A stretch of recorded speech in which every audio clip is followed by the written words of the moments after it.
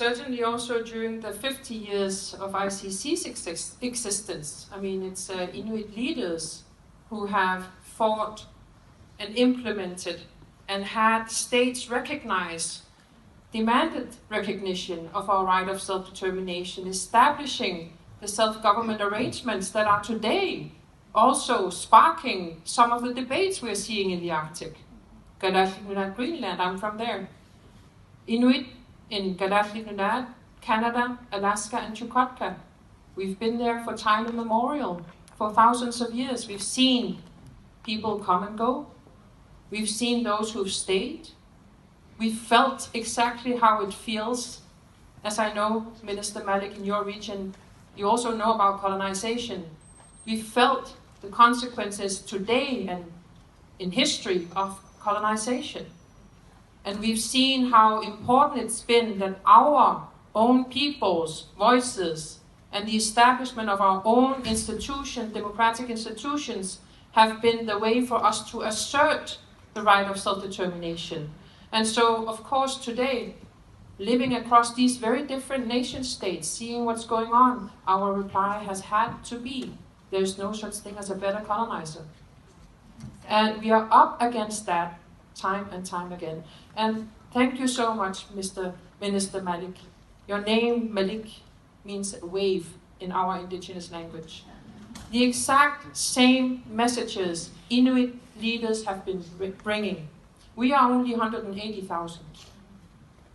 Our identity and our existence depends on our landscape to be frozen. And our leaders have been bringing the exact same message on climate change for decades to the international arena. And yet we are seeing progress, but in what pace? And so I think it's important to remember that in spite of all that is happening, and again, I've thought about this in the past months, climate change still poses the biggest and most serious security threat to our people. Think about it.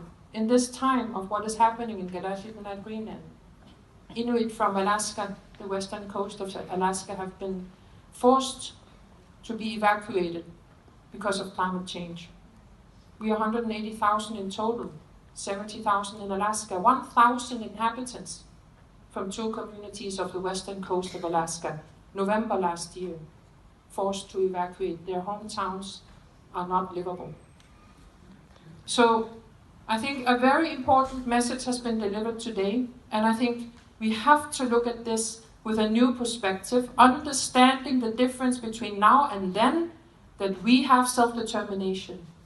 And the world has recognized that. So work with us as equal partners. Thank you, Sara. But you know,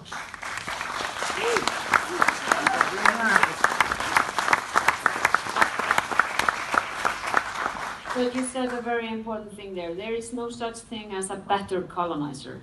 Okay? So we are talking about a new world order. We are talking about interests of very big actors in the Arctic. We are talking about the US, China, Russia. We are talking about militarization. Is it a dramatic change, or is it just less subtle than it was? What would you say to that? There's a dramatic change in the world, and Greenland has become a symbol of that. Yeah. So, in my own family life, I can sense the concern, the anxiety among our children, among the elder generation. My own concern personally goes broader to the state of the world. The disruption of the world order. Will we be able to rebuild it? Will we be able to rebuild the trust to ensure that we are all safer? And so our nation, in my opinion, has become a symbol of that change. And we understand and we've understood for a long time in that it doesn't only concern us, what is happening in the world and what is happening from some of the leaders who were the beacons of democracy, of human rights, are now doing the opposite. What does that mean for the world? And so I think these kinds of dialogues are so important for us to really think carefully and listen carefully to find a path towards rebuilding the trust that will be needed to keep all of us safe. Thank you, Sara. I will move probably the youngest among those three represented here, but if you can also share with us whether you think progress has been made since the founding of your association and where we are at now, because as Sara says, there is a dramatic change, right? Thank you for that question. Yes, we are the youngest of the three. We really appreciate Sami Council and Inuit Circumpolar Council and also the Russian Association of Indigenous Peoples of the North for paving the way for Indigenous voices to be heard and our rights to be heard. So just say thank you for that, paving that way. And in our short history, I'm far from an expert on our history, but I would say overall there is progress. You know, we had a long time where we didn't even have communications with our Aleut brothers and sisters in the Russian Federation. And even though that's strained, nowadays there's still communication, and that's important. How can we preserve our culture and our way of life and our family ties without that connection? So despite the turbulent times, it's certainly progress. Per Olof, you mentioned that in this long history of the Sami Council, you have seen progress, but still you're dealing with governments and parliaments in the Nordic countries that many see as among the most progressive in the world. And you still have the same challenges when it comes to your rights to have a voice and a say about your land and about, not least, resource exploitation on the land that has traditionally belonged to the Sami. Yeah, it's the same challenge I have, as you mentioned. Thank you for the question. I mean, in fact, upholding the right of the self-determination, and I believe that if we use FPIC, free, performance and informed consent, this will be enabled for us to work together and find some solutions. Because I believe that that's a tool we all need, and respect to each other. If you respect each other, that's the first step you make, and you can go forward with it. And it's a very big issue to respect. Because I'm a reindeer herder, and I've seen that long time now. When I meet with the municipalities, explorations in my land. For example, you have maybe seen and heard about the city of Kiruna. It's a municipality where I live. They are moving a whole city. And around this city, there are 3 Sami villages. And with all respect to the municipalities and the governments and the mining companies, but they had talked with these villages after they had taken these decisions. With respect to others and for indigenous people and Sami, you have to speak with them first to hear what they have to say about this area, because they have been there for a long time. And we have also a mining started in Vittangi, graffiti mining. It's the same. The decision has been taken, and then we take it up with the Sami. But it's too late. It's happened already. And I will talk about geopolitical, as we named there. It's also the Sami are informed countries. We have Russia also, and it's Finland and Norway and Sweden. And we always have we have no borders. The state have borders, we don't have borders. We have a Sami herding act between Norway and Sweden to move with all rangers across the borders. No problem. And it's happened in the Second World War also. So there was no problem. They respect the rights there. Sara, to Greenland. And you mentioned that people are concerned in your home country, that they feel really this kind of aggressive interest in Greenland. How do the Greenlandic people feel, having been at the center of world media for the last few months? And can you describe it to us? Because I think all of us have been watching the news, but I think it also matters to us to hear directly from you how you feel. And I'm talking about your people. Yes. I actually said to NPR, one of the radio stations in the US, that if you ask me about how I feel, I will hang up. You can't hang up on me. No, I mean, we've been asked that many times over the past year. And of course, there are 57,000 inhabitants in Kalaallit, and I'm sure there's 57,000 different ways of feeling about this. But there's been a massive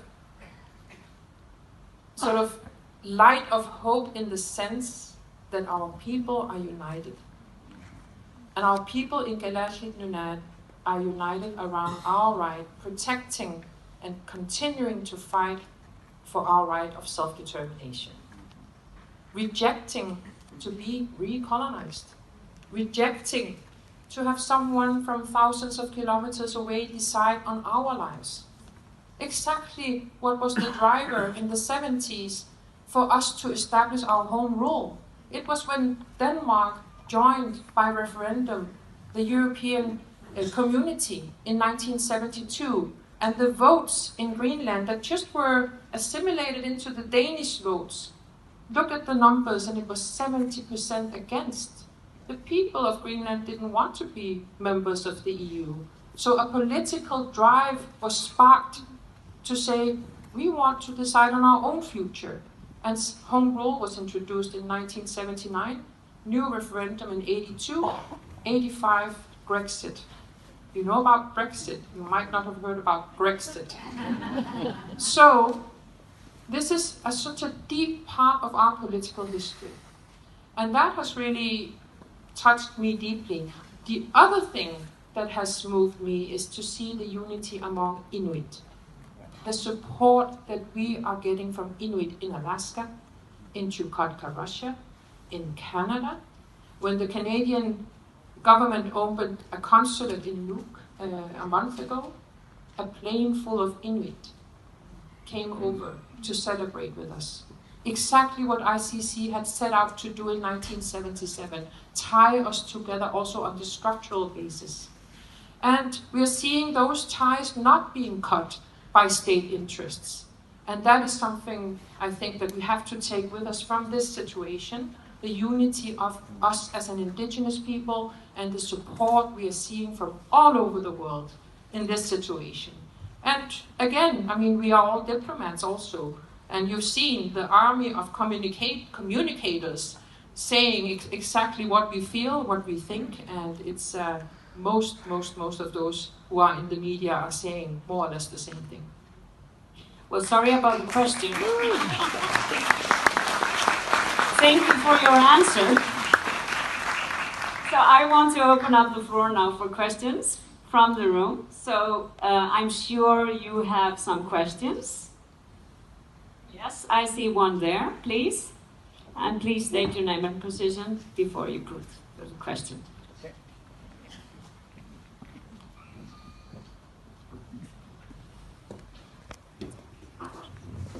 Hi, my name is Rocky Weitz.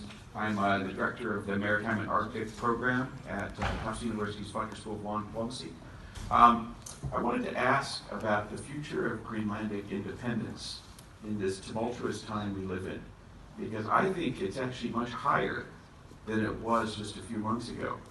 And I think that would be great for Greenlanders. But I wanted to hear your thoughts on that. Thank you. Sara, I think this one is for you. Yeah, so, I mean, the word independence, what does it really mean, you know?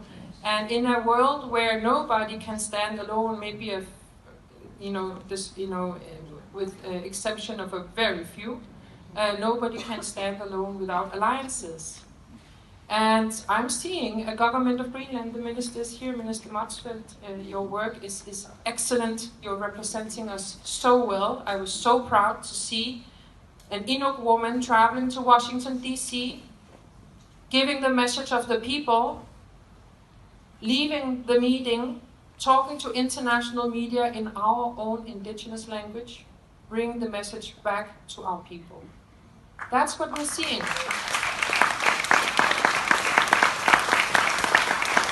That we are part of a world that has recognized our right of self-determination. We can see that this is going to be a tough ride. Yeah. Self-determination is hard work. Achieving it is hard work.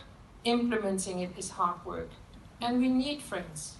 And that's exactly what we've seen. What is called the rupture. How states, European states, indigenous peoples, nations have stood up side by side supporting our nation. And I think that's a strength of the world we have to hold on to right now. And really also have to think carefully about how we use that strength to not lose all that we've built. Yeah.